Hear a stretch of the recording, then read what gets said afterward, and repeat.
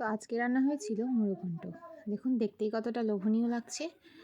মুড়োঘণ্ট খেতে তো আমরা অনেকেই ভালোবাসি। তো চলুন দেখা যাক কীভাবে করলাম আমরা রেসিপিটা। হ্যালো এভরিওয়ান, কেমন আছেন সবাই?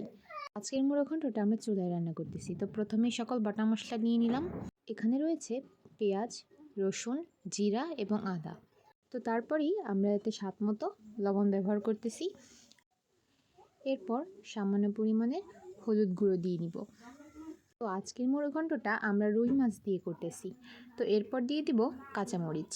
তো কাঁচামরিচটা আমরা লম্বা লম্বা করে কেটে নিয়েছি। এবার ভালো করে নেড়ে চেড়ে নিব। তো এরপর আমরা গুঁড়ামরিচ অ্যাড করেছিলাম, যদিও এটা দেখাতে আমরা ভুলে গিয়েছি। এরপর মাছের যেই মাথাগুলো আছে, মাছের যে মুড়ো আছে, তো সেটি আমরা এই মশলার সাথে ভালোভাবে কষিয়ে নিব। যত ভালোভাবে কষাবো মুড়োঘণ্টটা খেতে কিন্তু অনেক মজা লাগবে, তাই আমাদের ভালোভাবে কষিয়ে নিতে হবে। তো এই তো ভালোভাবে কষানোর পর আমরা ভিজিয়ে রাখা ডাল নিয়ে নিচ্ছি। ডালটা কিন্তু 5 মিনিট ভিজিয়ে রাখতে হবে যাতে একটু নরম হয়ে যায়। এবং এবার মাছের মাথার সাথে ডালের সাথে আমরা ভালোভাবে সব কিছু মিলিয়ে কষিয়ে নিব।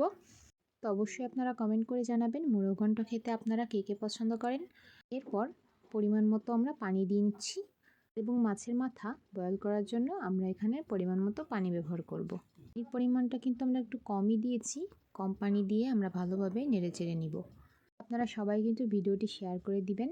আপনাদের একটি শেয়ার আমাদের এত ভালো ভালো রেসিপি রান্না করার জন্য উৎসাহিত করে। তো এবার চলে যাই রান্নায়। এরপর আমরা এখন ডালের পানি অনুযায়ী পরিমাণ মতো পানি দিয়ে দিব। যতটা ডালে পানি রাখবেন তার থেকে একটু বেশি পানি দিয়ে নেবেন, কারণ জাল দিলে পানিটি তো কমে যাবে। তো আমরা একটু বেশি পরিমাণের পানি দিয়ে নিয়ে ঘন করে নিব। এভাবে মুড়োঘণ্ট করে আপনারা ডাল এবং মাছের মাথা খেয়ে দেখবেন, দেখুন কতটা মজা লাগে। ডালটা ঘন হয়ে আসলে আমরা ভালোভাবে নেড়ে চেড়ে নিব। এরপর ডালে তো ফোড়ন দিতে হবে, তার জন্য আমরা ব্যবহার করতেছি কিছুটা শুকনো মরিচ এবং পেঁয়াজ, রসুন। যদিও আমরা বাটা মশলা ব্যবহার করেছিলাম, কিন্তু ফোড়ন দিলে ডালটা খেতে আরও মজা লাগবে। তো এই তো আমরা পেঁয়াজ, রসুন এবং শুকনো মরিচ ভালোভাবে লাল লাল করে ভেজে নিয়েছি। ভেজে নেওয়ার পর আমরা এটি ডালের মধ্যে দিয়ে দিব। এই তো তৈরি আমাদের ডাল। এবার কিছুটা স্বাদ এবং ডালের স্মেল বাড়ানোর জন্য আমরা ধনেপাতা কুচি দিয়ে দিচ্ছি। ধনেপাতা কুচি দেওয়ার পরে আমরা ভালোভাবে ডালটাকে নেড়ে চেড়ে নিব। আপনারা অবশ্যই এই রেসিপিটা ট্রাই করে দেখবেন। আশা করি আপনাদের সকলেরই ভালো লাগবে। তো সবাই এভাবেই আমাদের পাশে থাকবেন, ভালো থাকবেন।